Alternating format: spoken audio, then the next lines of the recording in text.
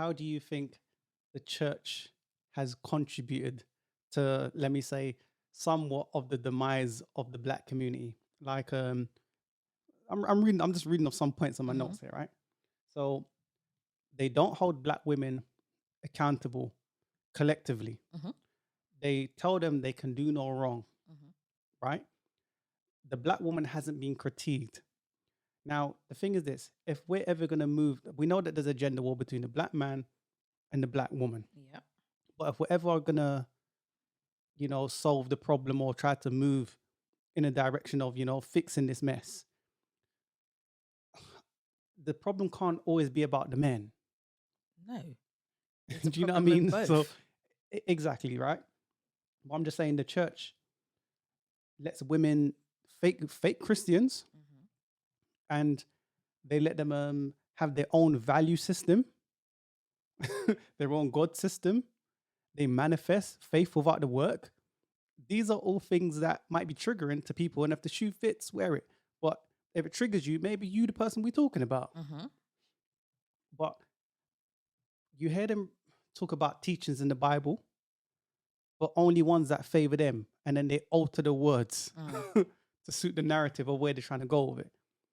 Stop me if I'm wrong. You grew up in the church. Is this something that does it? What I'm saying, does this surprise you, or you're like, yeah, sounds about right? No, nothing that's I'm been just saying. said. Nothing that's been said has surprised me.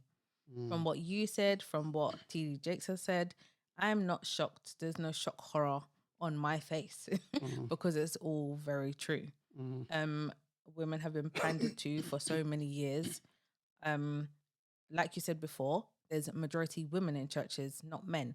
A lot of men see what it is. It's like, what is this? And it's like, nah, I'm not joining this. The ones that stay, they stay for whatever reason. Okay, but if you went to a church and they pandered to you, told you that you're a queen, you're a diva, Mm-hmm. you're strong, you can do it all by yourself, you'd go because you're feeding me that feel good Kool Aid. You're Mm-hmm. making me feel good. And So, that's it. Yes. but that's my point. But it doesn't mean that they're doing the right thing. And I'm not entirely blaming the church, but I'm saying that's what the church does nowadays. And Mm-hmm. when men say, "Oh, this is my issues with the women," the men get bashed. Stop complaining. They they they they glorify single motherhood. And the funny thing is this, right? I was saying to you the other day, I was having a conversation with my friend the other day, and that podcast we done, I can't remember the name of it, right? And we were talking about single mothers, Mm-hmm. and he felt I was harsh. Mm-hmm.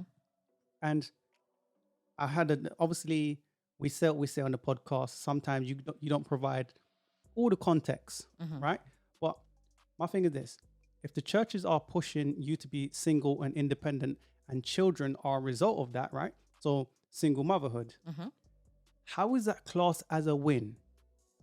Or you're a single So mother. so How is you've that a got win? you've got the career, Mm-hmm. or you've got a job, you look good, you're doing everything else, but no man, and you're a single mother. I just want to know how that is classed as a win.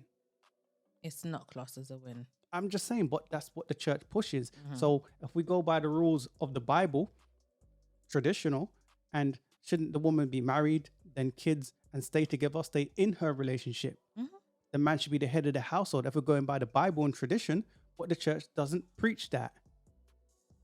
I'm just saying, and I'm not going in on the church. I'm just stating the obvious that we all know.